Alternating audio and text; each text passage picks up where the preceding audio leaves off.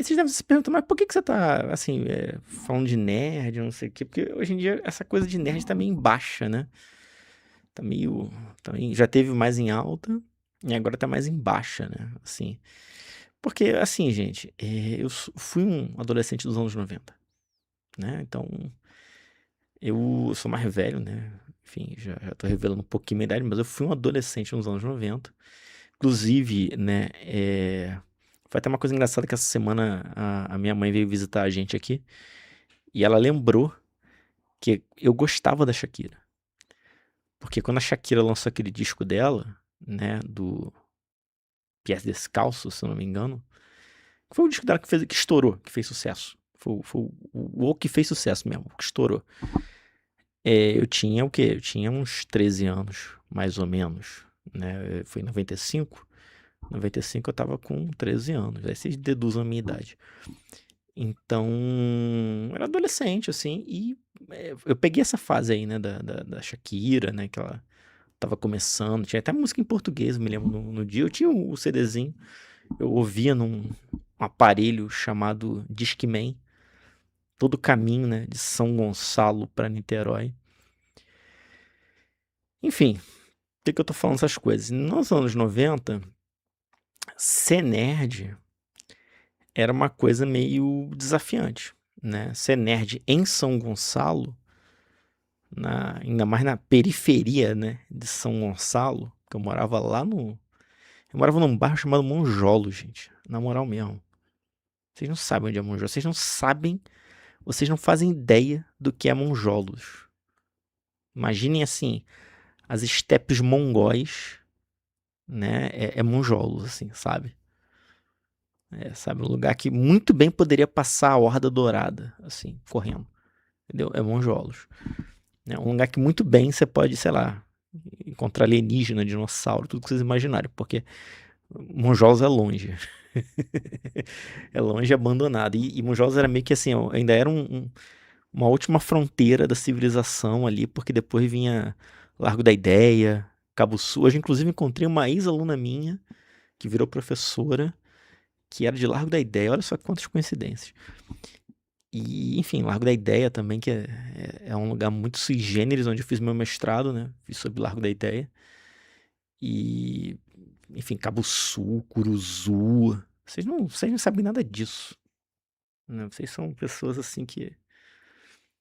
bom, não sei se às vezes tem algum gonçalense aqui.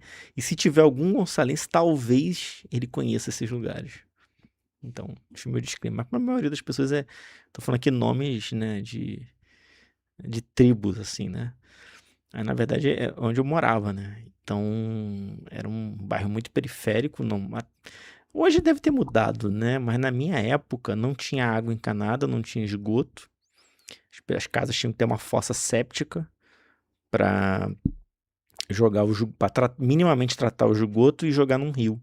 Então, os moradores tinham feito mesmo um sistema de manilhas e a água caía num rio, né? E, assim, isso na parte mais desenvolvida do bairro, que era onde eu morava.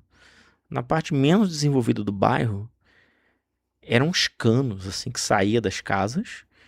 E como as ruas não tinham asfalto e era um morro, assim, então o que que acontecia? A água saía pelo cano, ela caía no barro, ela cavava um buraco, porque ela tem que descer, então ela criava uma erosão, e aí faziam essas valas assim, na frente da casa. Então, é, as casinhas costumavam ter essas pequenas pontes, assim, para atravessar a vala, né? Então, e era tudo barro, assim, então aí ia descendo. Aí quando chegava na rua de asfalto, que era lá embaixo, formava aquele, né, aquele rio, assim, aquele lago, assim, no asfalto, porque não tinha muito meio fio também, né? Pelo amor de Deus, vocês esperarem que um lugar assim tenha meio fio, então, e que era onde eu pegava ônibus, inclusive. Então, o que que acontece? Ficava um eterno alagado ali, né, como é que eu vou colocar? Efluentes domésticos, e é, isso ia com o tempo erodindo o asfalto, então formava esses buracos, assim, o asfalto nunca ficava bom. Então, me lembro claramente, assim, se eu fechar os olhos eu consigo ver, eu consigo até sentir o cheiro de repente. Então, era um lugar, eu gostava, foi onde eu cresci, né? De certa forma, eu tenho lembranças boas, né? Não recomendo que vocês vão lá, mas eu tenho lembranças boas de lá, né? Então, o que que acontece? Nesse ambiente, você tinha muito assim, você tinha uma coisa muito do funk, muito forte, né? Da galera, mas o funk era o funk da época que era aquele funk das montagens, eu lembro muito bem disso. Nostalgia agora. Que tinha a montagem do Jack Matador, né? Jack Matador, Jack Matador. Caraca, depois eu vou botar aqui, cara, só pra vocês. Não, era uma maravilha, você não tem noção. Deixa eu botar. Isso aqui era o que tocava em frente à minha casa, eu morava em frente ao Brasa Viva. Jaque, bem-vindo aí. Eu estou chegando. Jaque, matador, matador, matador, matador. Jaque, matador, matador,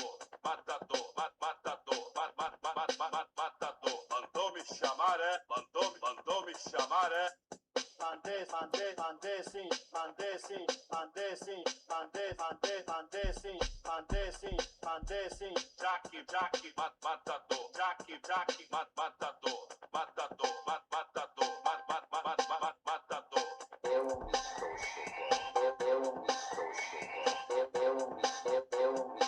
eu estou chegando. Jaque, matador, Jaque. Assim, a cultura do lugar que eu vivia era essa, tá? Assim, na época do lado A, lado B. A galera saía na porrada. Nessa época aí, você saía com uma camisa de banda de rock na rua, o lado A te considerava lado B e o lado B te considerava lado A. Então, era uma coisa assim de ter que correr pra não apanhar. Inclusive, eu já escapei de ser assaltado na Rua da Feira, porque eu conhecia a geopolítica, né, dos bailes funks. Então, quando o cara chegava pra me assaltar, eu falava que chutava o bairro do assaltante. Olha só que doideira. E eu falava que era de bairro tal, e o bairro tal tinha aliança no baile funk com o outro bairro, né? Então, assim, era nesse nível, tá? Assim, cara, era uma merda, entendeu? Assim, falando bem, eu gosto, eu tenho nostalgia dessa época, tá? Mas, gente, não dá pra, assim, racionalmente você olhar e falar, porra, isso aí sabe, é um ambiente que não é tóxico. Não, era tóxico pra cacete. E, cara, assim, nesse ambiente aí, a gente jogava Magic the Gathering. A gente jogava Lobisomem, RPG, da White Wolf. A gente trocava revista em quadrinho, entendeu? Por quê, gente? Porque você tem. A gente era jovem, já era criança, adolescente, né? E, cara, você tem necessidade de fantasia em qualquer lugar, sabe? Do lúdico, na verdade, né? Então, isso foi muito importante para a formação da gente, né? Então, é uma contradição. Eu lia muito livro nessa época, né? Eu lia muito livro, mas era muito porque meu avô tinha sido professor também de universidade, então ele tinha uma biblioteca em casa, né? Então, já tinha uma certa bagagem. Mas independente disso, na minha rua, eu tinha um amigo meu que ele tinha uma vendinha. Depois ele virou pastor evangélico. Inclusive, ele era criacionista.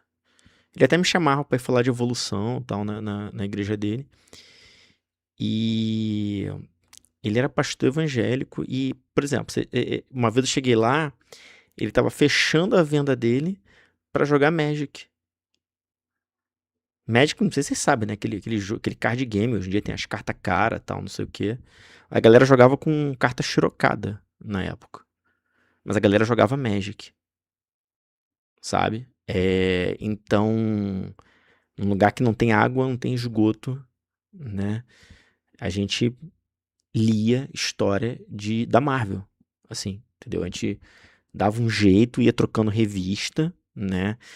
O meu livro de lobisomem que tá ali, que eu tenho guardado até hoje, não é meu. Eu não sei de quem era. Eu não sei quem foi a pessoa que comprou aquele livro.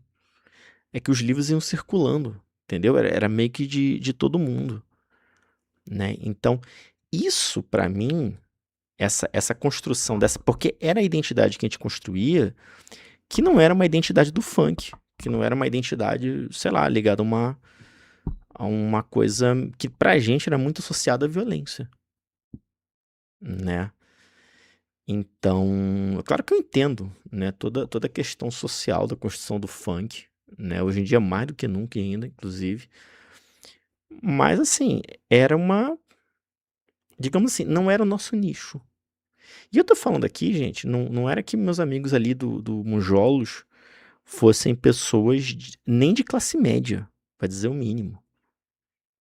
Eu jogava RPG com a galera que, sei lá, não tinha ligação de luz na casa deles. A luz era gato. A gente ia jogar RPG. Entendeu? Era nesse nível. Então, não sei. Por que eu tô falando essas coisas? Porque a partir dos anos 2000, é isso, o jogo carta gostava de Playboy, mas eu conheci Magic the Gathering na escola pública. Meu primeiro dia de aula, quando eu fui para eu estava em escola particular, no fundamental, no ensino médio eu fui para escola pública. Quando eu fui para escola, quando eu cheguei no primeiro dia de aula, os moleques estavam jogando Magic. Que Magic, cara, anos 90, o Magic começou acho que em 95, se eu não me engano. Era caro, até, vamos considerar que era, tá? Para a época já era meio carinho mesmo. Mas não era caro o que é hoje.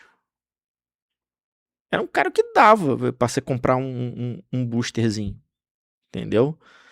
Então, e não tinha essa pira de, ai, porque os decks super otimizados. Não, a galera jogava com as cartas que tinha, e foda-se. A galera nem sabia as regras, né? A gente ia aprendendo as regras à medida que a gente ia jogando. Às vezes a gente tava jogando um tempão de um jeito, aí depois alguém ia lá e descobria que aquela regra não era do jeito que a gente imaginava que era, entendeu? E o que acontece? Eu conheci na escola pública. Galera de escola pública jogava Magic.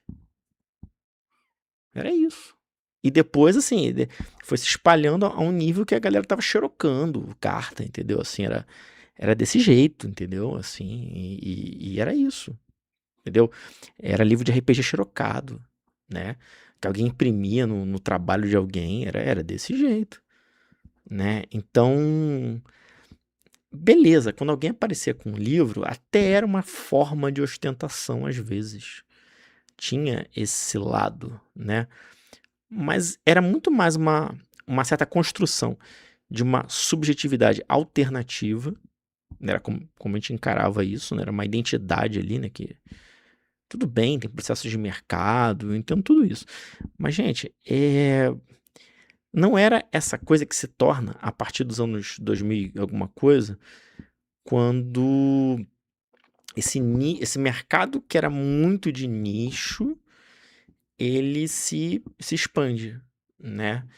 E aí você tem uma febre e todo mundo de repente começa.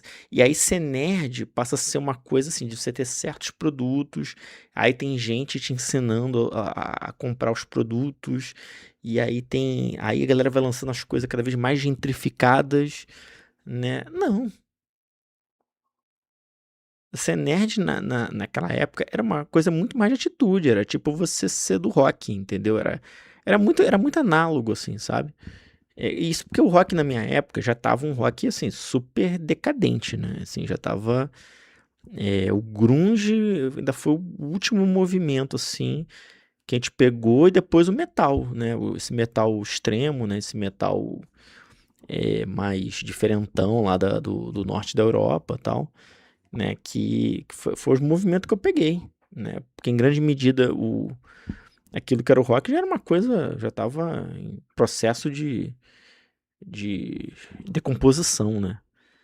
Então, ainda teve, né, umas bandas que foram aparecendo, apareceu o System of a Down, tal, essas coisas todas.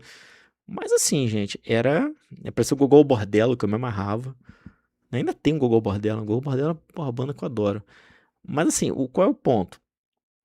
É, era uma identidade que a gente tinha, entendeu? Que servia pra gente. Era um código ali, sabe, da gente se reconhecer. Era tudo uma socialização, ser nerd. E aí ser nerd, do nada, vira uma coisa de modinha, de playboy, de ter grana, de ter ostentação pra cacete, entendeu? E aí, beleza. Aí vira aquele nerd, né? O nerd estilo. Enfim, né? Da Comic Con, sei lá. Né? Cara, até tinha Comic Con, a gente tentava ir, era uma complicação. Eu nunca fui. Tinha uns amigos meus que iam, mas eles juntavam dinheiro, era uma coisa, era um evento e tal. Agora sim, é um bagulho, né? É um negócio muito mais acho que pra imprensa, né? É que assim, sempre foi um nicho consumista, só que era uma coisa que tava ali muito restrita e, né, quando ela se expandiu, ela ganhou um outro sentido. Esse que é o ponto. Pra mim não deixou de ser alternativo, entendeu? Mas, é, veja, eu acho que tem coisas ali, né, eu acho que não se joga fora essa identidade nerd, tá? Esse é meu ponto. Eu já vejo um discurso, até no YouTube mesmo, né? Já tem uma galera que vai por essa linha, né? De, assim, quer que o nerd acabe, quer que essa identidade nerd não exista. Eu não sei, assim, você tá negando uma dimensão ali social, cultural, entendeu? Afetiva até, né?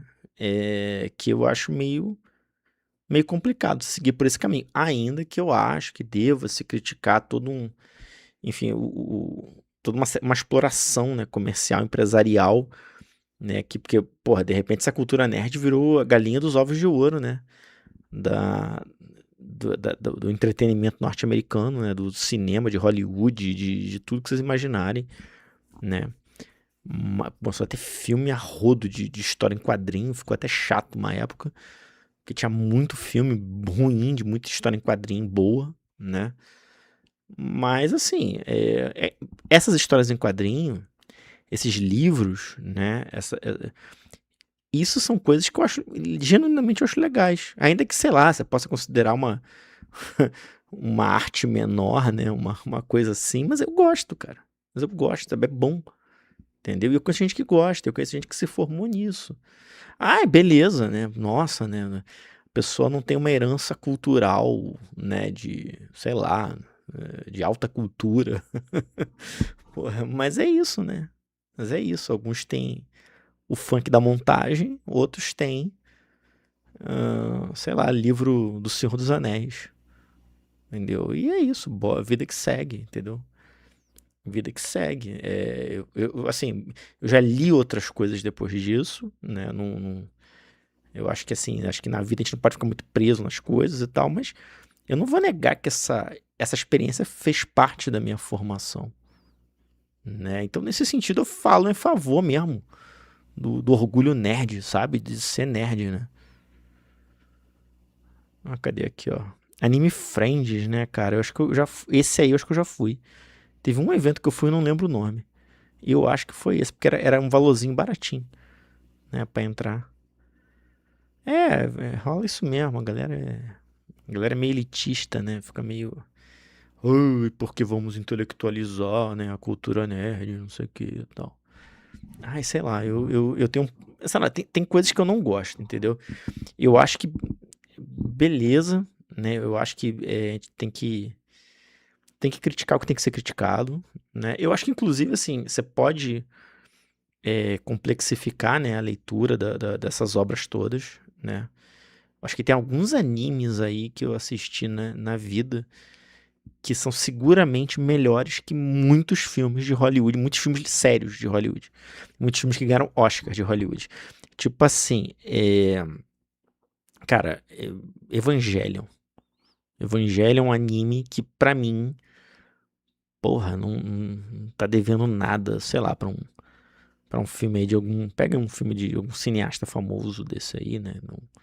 Christopher Nolan, sei lá, sei lá, não sei agora me vem a cabeça não, assim. Até porque eu acho que o que tá muito falido é o cinema, né? Então, porra, muito do que eu vi, sei lá, tava passando filme na televisão, filme no cinema. E, pô, tava passando anime. Na época tinha um canal de anime chamado Animax. Eu tinha essa parada em casa. Foi alguma dessas primeiras TV a cabo que apareceram no Brasil. Porra, cara, eu preferia muito mais assistir um OVA que tava passando aleatório no Animax, né? Do que ver o. Animax não, como é que era o nome? Não era Animax, era antes de Animax. Animax já tava ruim. Foi o. Cacete, como é que é o nome? Locomotion. Teve um canal nos anos 90 chamado Locomotion, que era um canal de animação. Que era uma animação muito louca e passava muito anime e muito anime maneiro.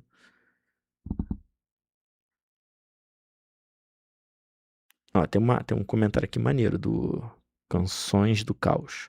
Complexificar, interpretar, vai, mas são formas de arte em si, que não precisa se equivaler exatamente. Eu acho que tem uma identidade própria, né? Exatamente. Berserk, porra, mano. Berserk, cara, o que foi o peso cultural de Berserk, cara? Maluco hoje em dia tatua estigma no pescoço, mas é a galera mais nova, né? Mas, pô, a gente assistiu o Berserk, tipo assim, na época que a saga que tava saindo era a Era de Ouro ainda. A gente nem sabia o que ia acontecer depois da Era de Ouro, a gente achava que o final daquele negócio era aquilo ali, sabe? Era o eclipse mesmo. Olha só que doideira. Porque Berserk é antigo, né? Então, era um pouco isso, assim, sabe? Pô, Berserk Ai, tem vários, cara. Tem vários. Assim, tinha um site, cara, só pra ler scan. Eu fazia parte de coletivo pra traduzir mangá. A gente pegava uns scans lá que vinha de inglês. Já tinha uma galera que falava japonês. A gente pegava e ficava traduzindo. Acho que eu já comentei aqui em alguma live que a gente fazia isso, assim. Era muito doido, assim. Eu participei, eu me lembro claramente, assim. Eu traduzi os últimos volumes de. Acho que foi Loverrina. Loverrina, que era um menino que morava numa hospedagem que tinha um monte de menina, assim. Né? E bagulho machista pra cacete. Mas eu traduzia, assim, mas do inglês, né? Chegou em inglês, ó, vamos traduzir, assim. E tinha várias traduções saindo, tinha várias coisas maneiras que saía. Então, pô, era sabe, uma identidade mesmo ali, né? Cultural ali, né? Que se formou naquela época. Pô, não vou virar hoje assim e falar, não, porque é tudo fenômeno escroto de mercado, não sei o que é tal. Ah, meu irmão. Né? Não é assim que funciona. Vagabond era bom. Ah, Blade of Immortal, que eu lembrei agora. Blade of Immortal, sensacional. Mas já no final da fase boa, né? De tudo. O Blade of Immortal. Aí eu não lembro agora, assim, né? Ghost in the Shell também, que foi um bagulho que, porra, cara, Ghost in the Shell eu achava, assim, genial, né? A última coisa boa que eu vi que saiu, teve Hunter vs Hunter, e depois foi que eu achei muito genial mesmo, assim, que foi o Jojo. O Jojo eu cheguei a ler lá na virada dos anos 2000, por esses sites de scan, eu cheguei a ler a parte. Acho que era a parte 4, cara, de Jojo, se eu não me engano. Que já era aquela saga com a filha lá do Jotaro lá. Esqueci o nome agora. Joline. Então, tipo assim, porra, gente. Tipo, sabe, sei lá, isso na época era alternativo. Depois vira um negócio assim, espalhou e tal. Beleza, quando é alternativo tem aquele coisa de ser uma certa distinção. Mas aí eu acho que a gente não tá falando muito de classe, pela minha experiência, né? Não era tanto uma coisa de classe média. Era uma coisa de classe média você ter essas coisas original, entendeu? O colecionismo sempre foi uma coisa muito de classe média. Mas a apropriação dessa cultura em si é uma coisa que acontecia, assim, em outras camadas. Beleza, eu era de classe média. Mas muitos dos meus amigos que estavam ali junto não eram, não. Né? Me lembro que na época dos videogames, sei lá, olha a hierarquia. Eu tinha um Master System. Minha família tinha um pouquinho mais de dinheiro. Na rua, a galera tinha o Phantom System. A galera tinha um Dynavision. Não era Dynavision, não. Tinha um outro videogame. Qual era aquele? Era o Turbo Charge, se eu não me engano, que tinha 2 encaixes de cartucho. Eu tinha um encaixe de cartucho do Nintendo japonês e do Nintendo norte-americano. Esse também era um pouquinho mais caro, mas esses videogames é tudo pirata. O Phantom System era pirata. O Phantom System nunca existiu. O Phantom System foi criado no Brasil. Só que ele era comercializado e tal, mas ele era um negócio... Ele era pra imitar um NES, né? Acho que, por alguma razão, acho que o NES não chegou. O NES mesmo não... O Nintendinho chegou depois. Foi uma história dessa, assim. Mas tinham vários clones do Nintendinho que a galera vendia. Inclusive, você botava o cartucho, não funcionava direito. Ficava com as cores meio zoadas, assim, sabe? Porque, por exemplo, essa questão da acessibilidade mesmo, né? Cara, a galera tinha. A galera dava um jeito lá e arrumava. Né? Porque tava bombando, era uma coisa legal, sabe? Assim, a galera queria ter isso. Então, você tinha apropriações e apropriações, né? Dessa cultura nerd. Tem uma coisa aqui, que agora que eu lembrei. Será que tem problema eu mostrar um pedacinho de um clipe?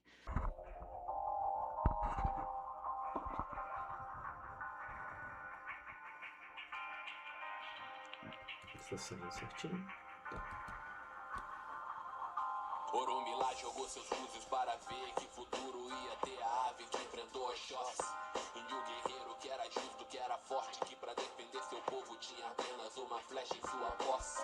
E que mostrou que o impossível não era improvável, e o que não era tranquilo se fez favorável. E uma hora vocês vão ver o inevitável, nossa fé é imensurável e transformador em motivação. Pra superação, tanta humilhação, atravessar o oceano pra trampar na sua plantação. Café, algodão, cana, escravidão, alforriar o nosso corpo, mas deixar a mente na prisão. Não, abre logo a porra do cofre, não tô falando de dinheiro, eu falo de conhecimento. Eu não quero mais estudar na sua escola, que não conta a minha história, na verdade me mata por dentro. Me alimento da sabedoria de entidades de terreiro. Sou guerreiro da falange de Ogum, zum zum zum, capoeira mata um, mata mil, pedagogia na troca de informação, papo de visão, nossa construção passa por saber quem somos e também quem eles são. Não entrar em conflitos que não tragam solução, evitar a fadiga, não dar um passo em vão. Quando todo campo de conhecimento é válido, só tem que o homem válido nos vê de que somente o seu que serve. Levanta-se a voz daquele que se atreve a expor seu desconforto, mesmo que o sistema não releve. Não é leve não, mano, pesado pique o fardo. Eu tenho amigos do outro lado, são exceções que eu tenho amor. Mas se tem coisa que a escola não me ensinou, é que o amor é indispensável em qualquer lugar que for. Minha percepção de tudo diz que nós mesmos não vendo nada em volta. Nunca estamos sós, faço minha oração. Peço forças pro meu guia e que ele não me abandone nas lutas do dia a dia. Vou te falar em um lugar que eu odiava, eu não entendia. Eu acho bem legal, assim, porque ele fala uma parada que é a seguinte: libertaram o corpo, mas deixaram a mente na prisão, né? Uma coisa assim, que em algum momento ele fala ali. E tem toda essa coisa, né, assim, da cultura afro e tal. Mas é bacana porque é o seguinte, muito do que de uma cultura, assim, da pessoa não se conformar com a realidade, passa muito por ela ter acesso a outras leituras de mundo que possibilitam a ela imaginar outros mundos, né? Se você vive só assim, na realidade crua e pura, né? Digamos assim, sem imaginação, bom, você vai tender a se adaptar àquilo dali, né? Racionalmente, né? Se você não... Você tem que ter uma construção lúdica, você tem que ter uma construção afetiva, né? Para impulsionar a pessoa a querer mais do que aquela realidade que ela vive, né? Então, por isso que escola é uma coisa importante. É um clipe maneiro porque ele fala muito de escola, assim. E tem essa parada, né, assim, que eu acho legal, que ele tá pegando ali a história em quadrinho, e tá transpondo aquilo dali pra realidade dele, e ele tá construindo ali, a partir dali, um certo senso crítico mesmo. Ah, mas é história em quadrinho da Marvel, não sei o quê, porque, nossa, é um negócio comercial, um negócio ruim. Mas o que a criança faz com aquilo, né? O que o jovem faz com aquilo? Porque ele vai ressignificar aquilo, né? No fundo, assim, saber interpretar uma obra não, assim, você não tem uma interpretação certa. Aquilo ali serve de pano de fundo, aquilo ali serve de material para que a pessoa possa construir a partir daquilo, né? O devir dela, né? Para uma outra coisa, né? Para uma outra transformação. Então você está dando matéria-prima para as pessoas se transformarem, para as pessoas mudarem, né? E é legal, porque ele tem uma hora que ele pega a revista dos X-Men, né? Do tal Professor Xavier e tal. É bem legal, assim, eu gosto desse clipe. E aí a gente chega no ponto, né? Que é o que eu quero comentar, que é o lance do Douglas Adams, né? O Douglas Adams, pra mim, ele é um cara que, a partir disso, dessa matriz, né? Que hoje a gente pode atribuir uma matriz hoje, ele se tornou parte da cultura nerd, né? Não à toa é o dia da toalha, né? O Douglas Adams. E é legal que, assim, o cara é um cara que tinha uma experiência de vida, né? Assim, ele trabalhou em várias coisas. E, assim, ele conseguiu, a partir daquilo que é vendido como entretenimento, né? Como cultura nerd, mas ele construiu um pensamento crítico, né? Você parar pra ler o Guia do Mochileiro das Galáxias, ele tá falando sobre sociedade, tá falando sobre cultura, ele tá falando sobre injustiça, né? Ele tá ali fomentando um pensamento crítico, né? Ele tá falando sobre o progressismo, né? Ele tá falando sobre o conservadorismo, né? É uma obra muito rica, assim, de diálogo. E, sei lá, às vezes quando a gente joga isso sob o rótulo de é cultura nerd, parece que fica parecendo que é uma coisa idiota. Mas não é, tem uma mensagem naquilo ali. E, sei lá, pra mim, o Douglas Adams é esse escritor, né, que eu acho que dentro dessa chamada cultura nerd, ele é o que consegue transformar isso numa coisa mais crítica, digamos assim, né, mais rica também, né, de possibilidades, né, porque no fundo é um livro sobre uma questão existencial, né, só que trabalhado de uma forma, uma linguagem que dialoga com, né, com esse enquadramento, né, do nerd, assim, que eu acho bacana, né. Tem aqui eu separei umas coisas aqui pra falar do Douglas Adams um pouquinho, da página dele mesmo, né. Então aqui, ó, ele foi... tá vendo? Ó, ele foi roteirista do Monty Python, né, escreveu, né, ele trabalhou em rádio, né, ele escreveu o Guia do Mochileiro das Galáxias, e aqui, ó, tem um livro do Richard Dawkins, em português esse livro chama-se Deus um Delírio. Tem um capítulo só sobre o Douglas Adams, né? Que ele discute mesmo, né? Como é que o Douglas Adams estava trabalhando alguns temas ali que se relacionavam com parada mesmo de teoria mesmo, sabe, a nível até mais acadêmico, né? Ele tá falando ali muito da questão da evolução, da teoria de redes também, né? Então, inclusive ele fala aqui de e-mail antes de ter existido e-mail, né? Pra vocês terem noção. E assim é com quase todos os autores da ficção científica, né? Muita gente ali que precedeu, né, muito do que a gente entende hoje, né, pelo mundo, né? Tem toda aquela coisa até que o Nick Land que vai falar, né, sobre a questão de como o Gibson, né, de certa forma hiperticionou o futuro cyberpunk, essa distopia que a gente vive hoje, né? Então, eu não sei, assim, é porque a gente reduz as coisas a um tema de entretenimento, né? Reduz as coisas a uma relação comercial, quando na verdade muitas vezes elas são muito mais do que isso, né? Bom, tem que criticar talvez a cultura nerd, né, de uns anos pra cá, tem. Mas abandonar, né, dizer que não tem que ter nerd, aí eu já discordo, entendeu? Ele escreveu o Doctor Who também, que é uma série muito boa, que também é uma das coisas mais nerds já feita morreu em 2001, morreu com 49 anos, entendeu? Pô, esse cara é bom, eu achava que essa cara aqui era mais velha, né, mas beleza, né? O cara morreu com 49 anos, em 11 de maio, então daqui a uns dias é o aniversário da morte dele, assim, então eu acho bem interessante, assim, né? E se vocês pararem pra ler esses livros aqui, essa série aqui quem não leu ainda, eu recomendo muito, né? O Guia do Mochileiro das Galáxias, que é a história de um cara que a Terra, assim, na primeira página da história, a Terra é destruída, então sobra esse cara, depois ele descobre que tem uma mulher que sobreviveu também, e aí, enfim, ele fica viajando com os alienígenas que resgataram ele. A Terra foi destruída por um problema burocrático, né? Porque iam fazer uma obra e, assim, deixaram um aviso de que ia destruir. Ninguém foi na audiência pública, compareceu lá dos outros planetas e aí vem uma empresa e destrói, assim, a Terra. Então é muito louco, né? Como é que ele tá tratando da questão ambiental, inclusive, também nesse livro.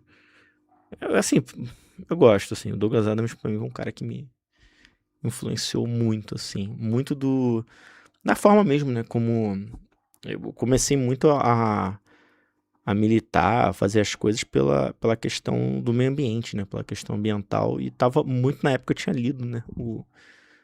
Era novo, né? Logo que comecei a faculdade, assim, né? Eu tinha lido, assim, já o Guia do Mochileiro e o bagulho era muito... Me impactou muito, assim.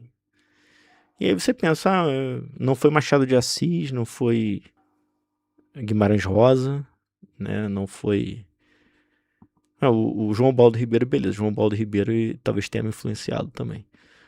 Mas no fundo, assim, uma leitura que eu fiz não foi uma alta leitura, não foi um autor consagrado, não foi o Borges, foi o Douglas Adams, um cara que, sei lá, tem muito peso.